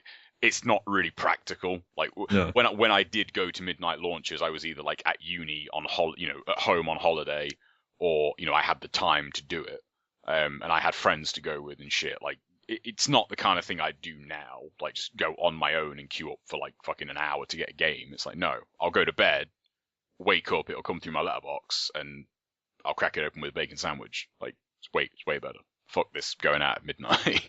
Yeah. So second to last news story or last news story? I can't tell. Is the Luigi themed 2DS a news story? That wasn't news. That was just. It is now. We just made it news. It's the biggest news of all time. So there's a Luigi themed 2DS. Okay. It's anyway. less shit than a normal 2DS. Sweet. So the Stanley Parable, which Brad you played, didn't you? Yeah. Is I didn't want to use the word censored here because that implies things that aren't going on here. It's being edited, I guess, by the person who made it, to take out this image, which I guess you sort of got to see to understand. Yeah. Basically, a picture of a guy. It's not spoilers, like. Yeah. So there's a picture of a guy like giving a poor black child a cigarette and lighting it for him. And then there's a picture next to it of him setting the black child on fire. Why are you laughing when you say this, John? You are a terrible person. Because the actual joke behind it is... You are sick. What the hell is wrong with you? The joke behind it is pretty funny, but... So it's sort of... As far as I understand, I haven't played Stanley Parable, but as far as I understand it, the joke is that, like, it's about sort of moral choice in games, how, like, the choice is always between, like, the best thing ever and the worst thing ever. Which is true for the most part. and it's also like a play on the fact that like in the 50s, like giving a child a cigarette and lighting it for them would be seen as doing a good thing because everyone thought cigarettes like were healthy and they were Well, I think it was sorely just people mistaken. just gave less of a shit back then. I mean, Well, there was definitely advertising that was like health-giving cigarettes. It was like people did actually believe that they weren't, were actively doing good things for you, which is obviously not it would. true. It's funny though because I mean, if you guys seen, not to get off topic or anything, because we are a gaming podcast, but have you guys seen like those e-cigarettes that have like at least like around my area? Yeah, I was actually I was on the Really bus popular. today and I saw a weird like sign that was like no electronic cigarettes on this bus. I was like, I thought they didn't thought that was do the whole anything. point. Yeah. That's kind of the thing about it, because I don't see many people use them like indoors, but I have seen it a couple of times, like people use them on a bus or like in stores, and I think like they can have a policy on it, but like it's not, as I understand, I don't not think they can enforceable. actually do anything because you're not breaking the Mm. they're basically just a vapor, like that's the whole point of them. That they don't smell or anything, so. Yeah. Like they can probably have that rule, and I mean, like a shop could probably ask you to leave or whatever. But yeah, like you're not actually breaking the law. But yeah, like if there ever was like a cigarette invented that was healthy, like I don't think anybody would kind of use it because it'd defeat the whole point. It's like drinking. Like drinking isn't good for you either. And if it was, would people still get drunk? Because it's kind of the whole point. It's like. Junk like McDonald's. Like if McDonald's was really healthy, would it have the same appeal? Because it's like, oh yeah, this is really shit, and it's a guilty pleasure. Like, oh no, it's good for you actually. You can eat it all the time. Yeah, fuck it. You probably won't care. Yeah. So basically, someone or maybe more than one person, like wrote in to the developer or emailed them or something and said like, I think this is messed up. It needs to be changed. And apparently the guy who made the Stanley Parable was already thinking about changing it because he thought that the image didn't actually match up with the dialogue that was that was going on in the background of that scene. I've played that bit and I remember getting to it. It is like amusing in the context of what it's representing. Yeah. But also it does feel a bit like it's meant to be it's used in part of like a fake sort of educational promotional material kind of video, but as if it was designed in the 50s or something. And yeah, I don't know, even still, like that this imagery is not great. Yeah. I don't know. I mean, personally, I don't know. Like, I think the joke is pretty funny. I just think like, particularly now, like when there's a lot of people are very sensitive to what is going on in games in terms of people being offended and stuff. I think they always will be, really, until like the new medium comes out. They always will be, because like for now, games are still for the most part like the newest like rising medium. So until like virtual reality, porn comes out or something, it'll be the same. Yeah. It's like compared to like other stuff that's in games, like is smoking really that big a deal? Yeah. Well, I mean, it's not that. It's the I know. child being set on fire. yeah. I mean, you would think that is more cause for concern. But... You guys ever tried those e-cigarettes, by the way? I thought you were going to say, have you ever tried setting a child on fire? Oh no, I'll leave worried that. where you were going. I'll leave that for when we're not recording. No, I haven't done either. I have. I know a couple of people that have used them to actually quit smoking and it helped them. But you can get all sorts of weird fucking flavors for it, like cheesecake and fucking bollocks. Really, really weird stuff, like blueberry pie and shit. Like you can pretty much any flavor you can smoke anything you want. Yeah, you really can. A girl at work had one, and she had like bubblegum flavor, and I asked her, I was like, "Can I try that? I'm just curious." And it's like, yeah, it tasted like bubblegum.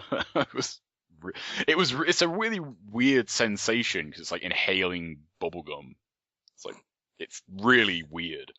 But it is those, sensation. It is like the exact sensation as. Have you heard smoking of those tobacco. stupid flavored oxygen things? No.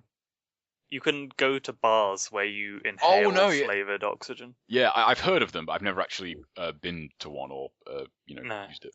Either, but yeah, I heard about that and I was like, what the fuck has happened to the world? I think technology just makes people bored. They're like, what can we do? What can about we do if with flavored technology? the air and now Yeah. you can breathe flavor? I don't know. That's like as dumb as those. There's a restaurant that sells you edible balloons. Huh. It's just filled with helium and it's made of sugar. It's like a sugar balloon filled with helium, and you can just munch it. And I don't know. I guess it would pop or deflate and then go all over your face, which sounds terrible. Yeah, I think people just get bored and they make shit. Yeah. So at some point there'll probably be an update where this defending image will be changed. I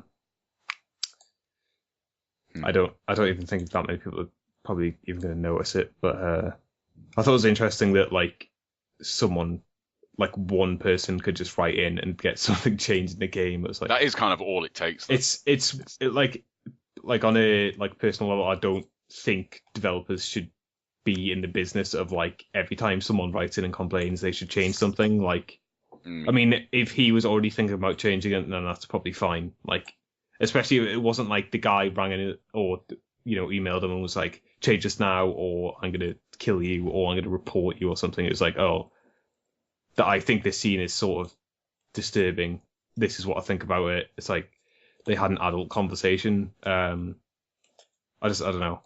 Like when people start being able to influence like games that they're playing in that sort of way, I think that's a bad thing. I agree, but I think it shouldn't happen often. It does kind of depend on the scope of the game. I mean, it's like there are things like Modern Warfare is a good recent example, I guess. Like plenty of people were like, oh, this is whatever, and they're Call of Duty, they can do whatever the fuck they want, within reason because they're Call of Duty. Which reminds me, I saw an advert for that on the front end of a YouTube video about a week ago. And it was really fucking weird. I always mute the adverts until like the skip thing comes up. And it was like this doctor, like there was this guy like bent over on like a table, and there was this doctor like talking in a foreign language, and it was like subtitled. And it just kind of ended with like the world needs to prepare, and it was like faded, and it was like Call of Duty Ghosts like coming out whenever. And it was just a really strange advert. Very, very strange. But I think like the phrasing was kind of apt, like because how big Call of Duty is in that way.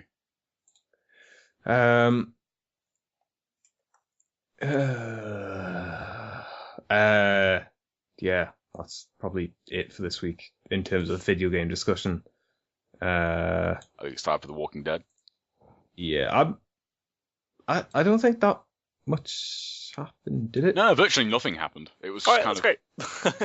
like nothing really, nothing substantial, really. I mean, I think that there was definitely some like setup stuff, I guess. Like in the first 2 episodes, but like like no major characters died or. I mean, people died. Well, yeah, but no one gives a fuck. Yeah. Fucking token new guy. Oh, hey, I'm a character. Oh, I'm dead. What a surprise. Which was... I thought the end of the second episode was a decent yeah, that was good little twist. But yeah, the first episode was like, it seems like they do it like, it seems to have been their trend like since season 2. It's like the first episode is like just tons of gratuitous like, you can do whatever the fuck you want to zombies because they're zombies and we can be as violent as we fucking want. And then they tone it down and it's like, oh yeah, character stuff. Hey, Rick has got a beard. And I don't know. That show's so... I watch it because I just love zombies. Like if that was a kind of completely... I don't think that show is very good, to be perfectly honest. I just watch it because it has zombies in it, and I love zombies. So yeah. That's pretty much it. It's not fantastic, but I still enjoy it. Yeah, I enjoy it, but it's... I wouldn't kind of tell somebody, oh, yeah, you should watch that show, it's great. No. no, if you really love zombies, you probably enjoy it. But if you haven't got that kind of conviction, then watch something else. Yeah, if you're not into zombies, you're probably not gonna like The Walking Dead. It hasn't got much else going on, really. Except it does now have two former characters from The Wire, or actors from The Wire, D'Angelo and Cutty were the names in The Wire, and Tyrese is Cutty, and God, the black dude who got trapped under the wine thing. Oh yeah, the alcoholic dude. Yeah, that was guy who played D'Angelo. Now I had a pretty big beef with that scene. Like, how long in this? It's like a couple of years, isn't it? That like this, the world has been all sorts of fucked up. Mm. As if there would be like that much booze left in a shop. Like, come on, really? I don't know. I mean, in an apocalypse world, like, alcohol would have far more uses than just drinking it. I guess. Like, really, would there be like? But I mean, just hundreds and hundreds and hundreds of bottles, like, just there. It would probably be like spirits that would be more useful than like wine. Yeah, but I mean, like alcohol, like even in like that kind of what's the word? Potency. Like, you could use it to like clean a wound or something. I guess. I mean, if I was using alcohol for those sorts of purposes, I would go for like the hard, like. Oh yeah, you would, like, and Molotov cocktails. I mean, like anybody a whiskey that's or a vodka or something. Like, but, I honestly, I don't think like a 5% red wine is going to be probably not half as effective as like a whiskey or a rum or something. True, it's true. But yeah, that was still. Yeah, that shop seemed particularly well stocked. Yes, that was just kind of what I was getting at. I was like, really, like, there's all this shit like just here. Yeah. And one thing, the thing that kind of, I mean, it's the thing that still bugs me about that show. Every single time someone dies in that show, it's usually like, these people, like, what, I can't even remember his name. But who's the blonde? Is it Beth? Yeah, Beth. Yeah. Yeah, like her kind of, does it even count for a love interest of like 30 seconds? But yeah, like when he dies, it's like, he's just kind of stood there like, oh man, that was a close call. Tons of zombies just came through the roof. I'm just gonna like stand here and have a couple of minutes. Oh no, I got bit. Oh dear. Oh my god. Like, that guy has been like in a zombie-ridden world for 2 fucking years. You don't just take a minute when you're surrounded by zombies ever, especially like how that's like always my biggest problem with deaths in that show. Like, they always get killed by like, rule number 1 of what you do not do. Yeah. And that's how they die. The way they did the stuff in the second episode with the kid getting that weird virus and then dying and turning, like, yeah, I thought that was good. I think that like that's like a legitimate, like, yeah. If zombies were real, like, that is a very legitimate threat of someone just dying and then like no one actually knowing. But again, like, would you not close your door on the set? Well, I mean, they're at the point where it's been so long since they've probably had any. But again, rule number 1: you never let your guard down. I guess. Like, it's just the time. Like, for me, it's the time that they have been, in this world now. It's like, you would not, surely the phrase "better safe than sorry" is never ever more appropriate. Yeah. So, and but yeah, it's I don't know. I still like the show. Yeah, at least it's not like turned back into like season 2 garbage. It seems like like a lot of the annoying characters are dead now. So yeah, it's true. Although I imagine they'll fill it with more new. Well, I mean, hopefully like Carl dies soon, because seriously, like, that kid is awful. Yeah, he seemed to. It was weird. Like, it was in the second episode where, yeah, I think it's the second episode where Michonne comes through the gate. And he has to shoot the zombie, and he's like, "Oh my god, what did I just do?" And yet, like, a month before, he was like, human being. Oh, bang, just shoot. Well, I think the whole thing is that he's not supposed to use a gun after that whole incident. Yeah, but I mean, it's a weird. I think he was more fearing.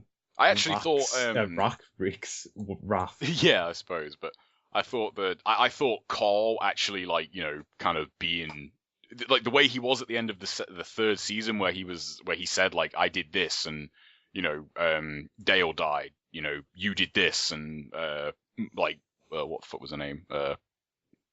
Lady face. What was her name? Rick's wife, Laurie. Oh, Laurie. Yeah, like, you did this, and she died. Like, I actually liked that turn for him, because it was like, yeah, like he actually gets it. It's like, you don't fuck around. Like, you know, if you fuck around, you die in this world. And that turn for him, I thought was quite interesting. So yeah, he was like, seems to be the only fucking person that gets that. Like, him and the governor should like team up or something. Oh, the governor. I like it that they're kind of like leaving it a bit with him, like, because it, you know, they're setting up. Yeah, stuff. that Like, I like it that he's not in it like straight away. You know. Yeah, I do like that. Yeah. I'll continue to watch that series. I mean, I've already mentioned multiple times my problem with having to see shows out till their end, even if they're sort of bad. Especially if I'm like reasonably invested in them. Like, I wouldn't, yeah, but I mean, I wouldn't go it's not a terrible show. I mean, it's not. Oh no, it's not. It's not. It's not unwatchably bad. Yeah, no. It's just fine. It just has like a, you know, some problems. Has some logic issues a lot of the time. I think it's the format, like the American TV show format. Like, the first season was awesome, and it was like, you know, 6 episodes. Yeah, the first season is legitimately great because they had, you know, I think they knew, like, right, we have to get stuff done in these 6 episodes. But like, I think that they're a lot more like, oh well, we can just have an episode where nothing really happens and no one really goes anywhere. It's like, I think being like tied to the sort of like the more like British, like, I think they've done it better in season 4 though. I think, because I mean the first 2 episodes have basically been nothing but filler, but it's really good filler. Like, it's, you know, it's not like season 2 stuff where it's just incessant boring shit. It's, you know, zombies getting like hung from their intestines. And, that was messed up. And you know, like good zombie killing, like that, you know, that stuff is great. You know, people being like, hey, we're on a farm. That stuff is not great. That stuff's not. I don't care about Rick's cucumbers. No. At all. Yeah. So. Where'd they get the pigs from? I don't know. You can probably find a pig reasonably. Oh, and that was another thing as well. I don't know if you you know, the very first episode of season 4. You know where Rick finds that gun buried? Yeah. That's the gun that was that the gun that Carl stole from Daryl? Because that was the only connection I could make to that. I was like, oh, like, I was trying to remember like what happened to that gun, because like he steals his gun off his bike, doesn't he?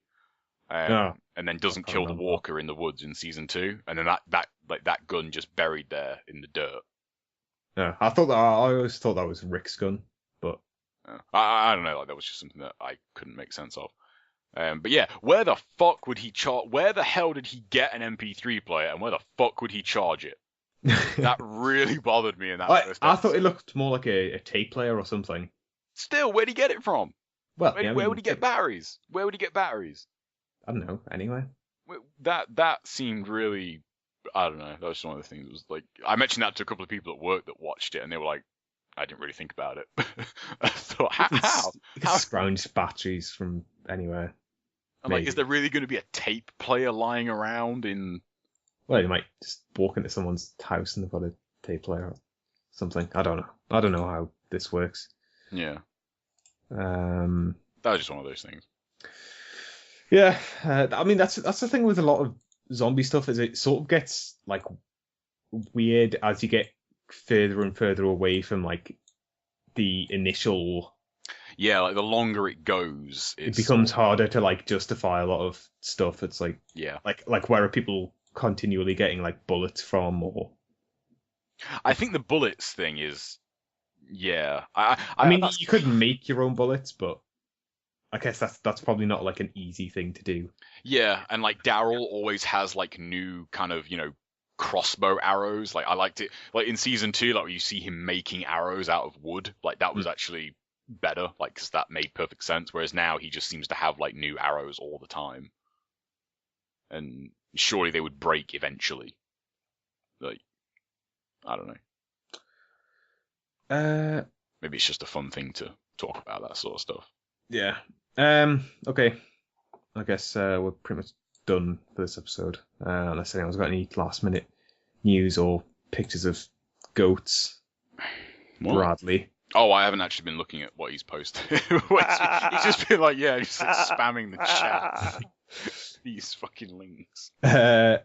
So yeah, if you want to get in contact, you can email us at themightelectronicbox@gmail.com. It's .com, isn't it? Yep. Yeah. Okay. Remember the email address? Jesus Christ. Should you? Or TMEV. It's only been like 2 years. Or TMEV podcast on Twitter. Yeah. So next time, Brad and Joe will have endured for some amount of time something. Do you guys like know exactly what you're playing, or? Yeah, I'm gonna do Resident Evil. Well, hopefully, I'm gonna do Resident Evil 1 through 5. I was gonna do 0 through 5, but I couldn't get component cables for my GameCube in time, and that's the only way I'd be able to hook it up to my. Yeah, I played about like an hour or so of 0, and then never played it again. So. I really liked 0. 0 was the one with the switching between. Yeah, it's like the dual. It was like the first. That was one of the main reasons why I liked it, because it was the first kind of like, tank control era Resident Evil, where they changed significant things about, like, no item boxes, like really limited item space in the character. Like the dual character stuff was interesting, like Billy and Rebecca like having like different traits, like was actually quite interesting. Like Billy, I think was it like he couldn't like do anything medicinal, like he couldn't mix herbs or do anything of that kind of shit. And he could like take a fuck ton of damage, whereas Rebecca, like could do the herb mixing, but she couldn't take a lot of damage. Like I really liked 0. Like I thought they made some good changes. They made it feel a little bit different. But I know 0 kind of is not fondly looked upon. So, because I don't know.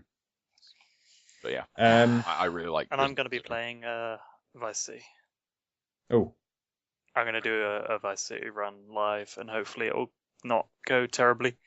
And then I need to find something to fill the rest of the time. Well, yeah, because that would not even be like the majority of the time, would it? If you did it, I'm not going to have a particularly long slot. I'm pretty busy this weekend, but even still, yeah, it'll be about a 2-hour slot for Vice City.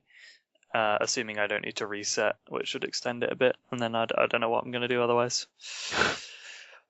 Figure something out. Yeah, it'll be fine. All the Resident Evils will take a while, so I'm kind of looking forward to playing them, because I still love me some Resident Evil. So yeah, if you missed the live stream, which has probably already happened by the time this is posted, you can watch all that stuff on YouTube, like we said at the top of the show. Say goodbye, dudes. See ya. Peace. Goodbye, dudes.